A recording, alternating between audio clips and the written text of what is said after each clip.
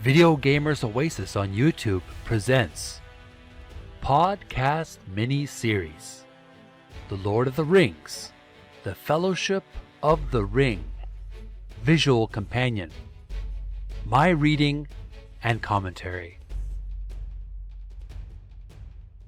Make sure to watch to the end of the episode. We're going to review quiz number 1 answers. Hello, welcome back to my podcast mini-series. Video Gamers Oasis presents The Lord of the Rings, The Fellowship of the Ring, Visual Companion. We are continuing to study this book here that I've been really enjoying it and sharing with people on YouTube. On my podcast mini-series on YouTube, Video Gamers Oasis. Make sure to subscribe, click the notification bell. I do appreciate it. Previously, we learned everything there was to know about Hobbits as well as the origin of the Rings of Power.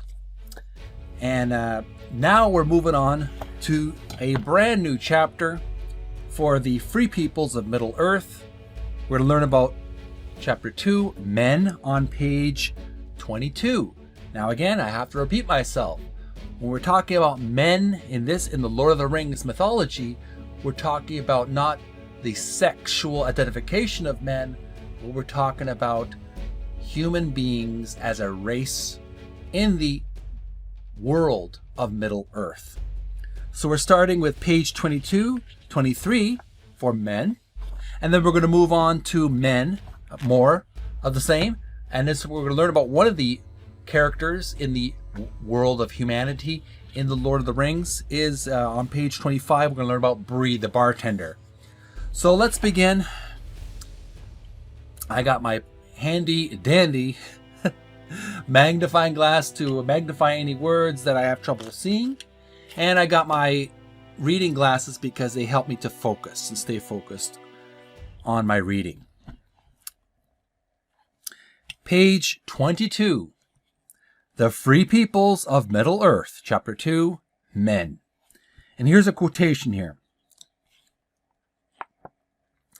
Men, they are weak. The noble blood of Numenor no longer flows in their veins.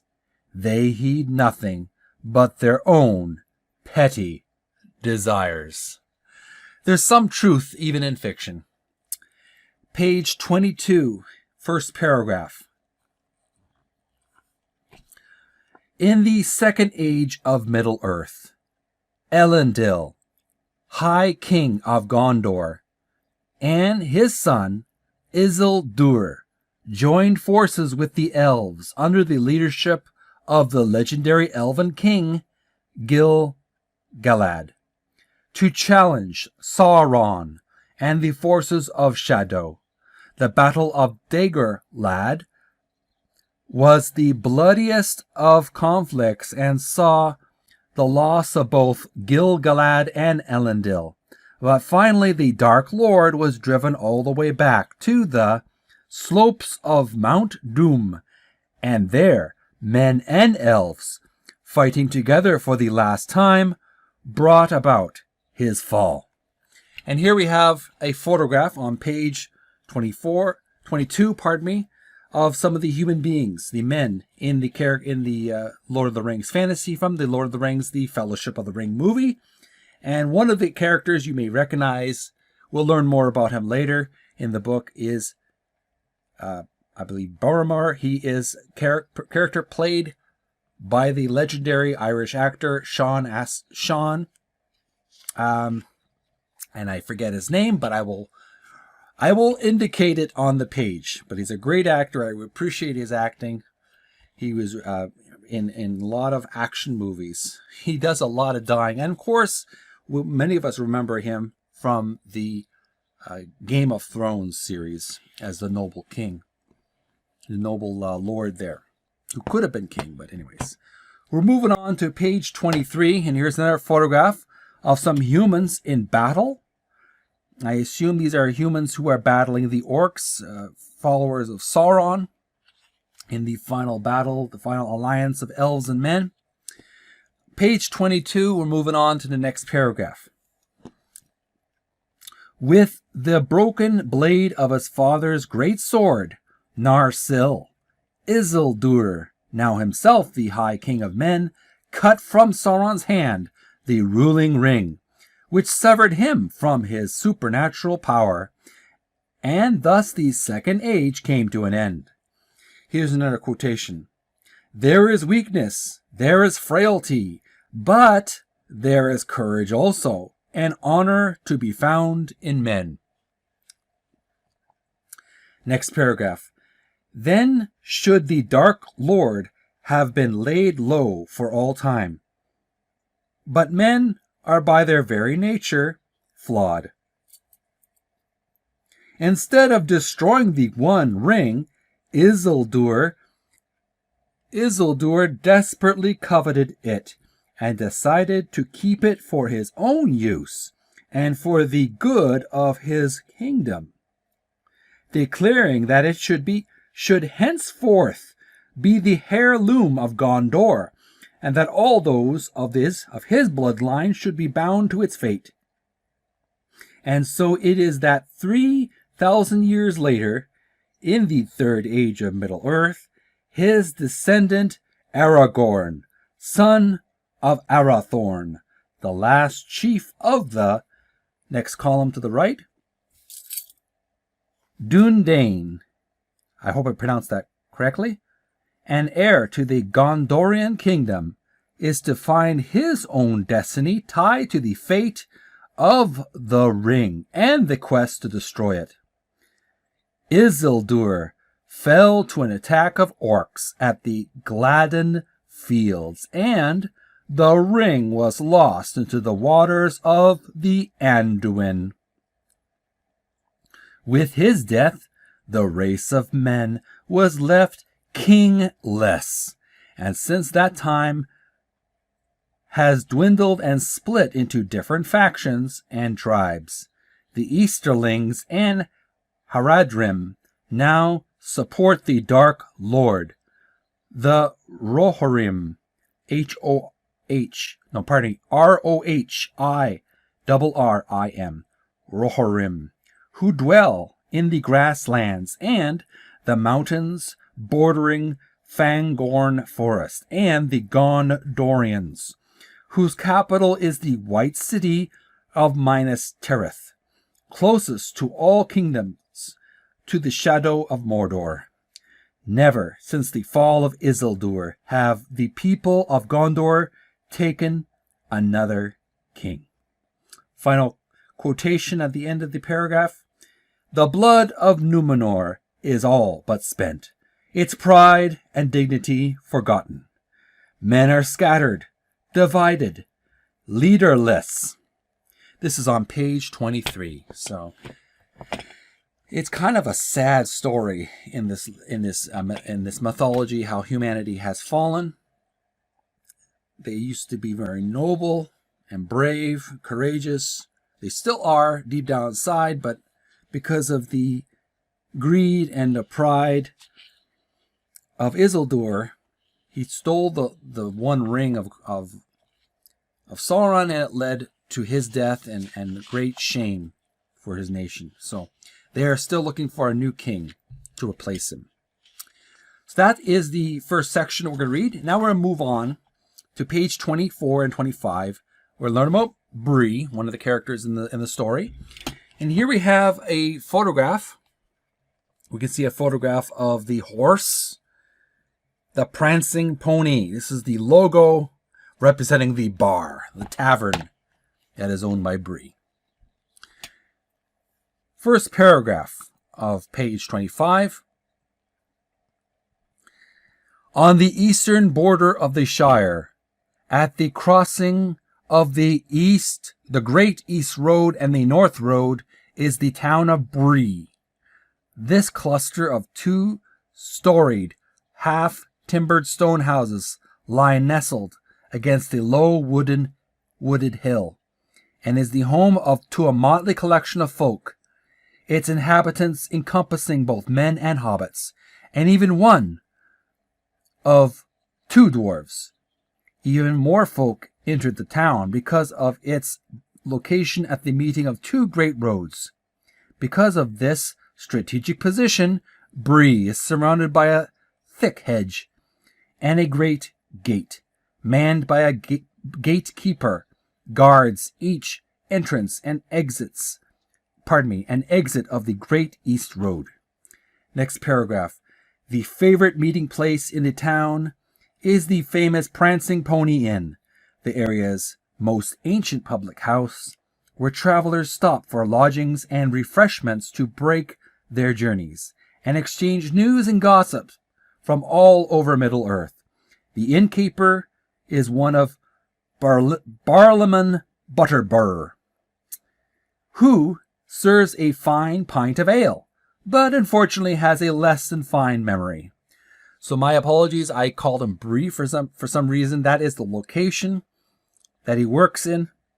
The man is, of course, Barliman Butterbur. Say that three times fast if you can. And here below is a photograph. Below the photograph of Barliman, there's a photograph of the peaceful human village and one of the taverns that he works at on page 25.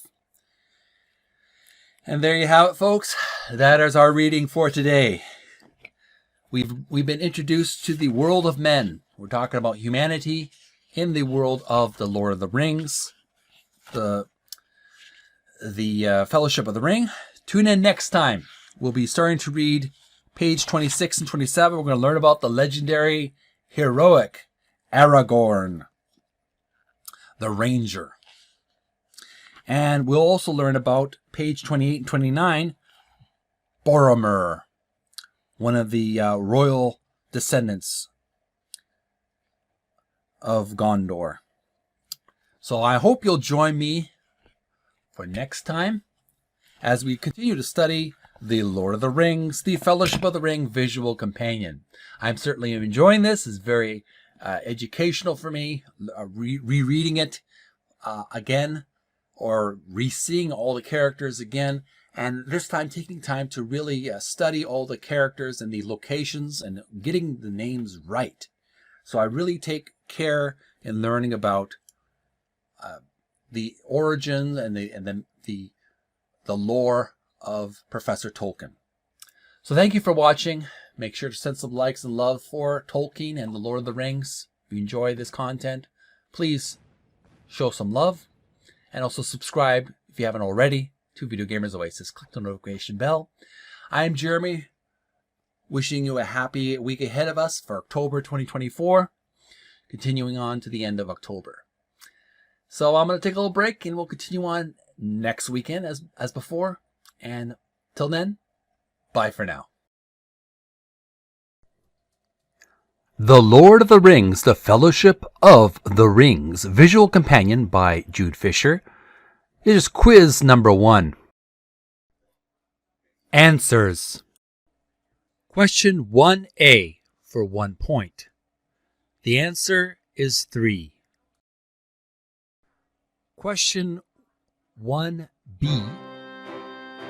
for 1 point. The answer is 7. Question 1C for 1 point. The answer is 9.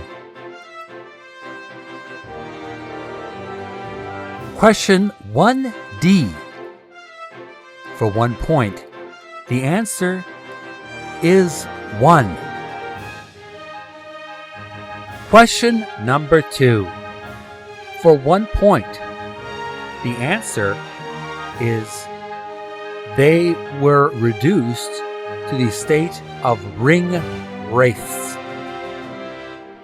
Still on history, we're on the chapter of the last alliance of elves and men. Question number 3. For 2 points, the answer is Elven King Gil-galad and Elendil, High King of Gondor. Question number 4 for 1 point. The answer is Narsil. Question number 5 for 1 point. The answer is Isildur? Question number 6. Answer is the Great River Anduin, and this is for 1 point. Now we've moved on to the next section, History, chapter, The Free Peoples of Middle-earth. Number 1, Hobbits. Question number 7, for 1 point. The answer is the northwestern corner. Question number 8. For 7 points, the answers are 1. Breakfast, 2. Second breakfast, 3. Elevenses, 4. Luncheon, 5. Afternoon tea, and 6. Supper, and number 7. Snacks in between. Question number 9. For 1 point. The answer is the Green Dragon Inn. Question number 10. For 1 point. The answer is Bag End. Question number 11. For 1 point. The answer is There and Back Again, A Hobbit's Tale. Question number 12 for 1 point.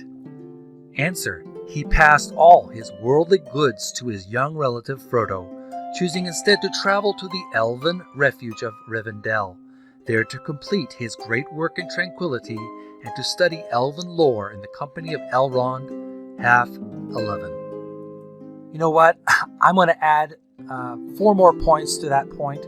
That's such a difficult question and a difficult answer now that I think of it. So I'm adding 4 more points to the score if you can get this correct.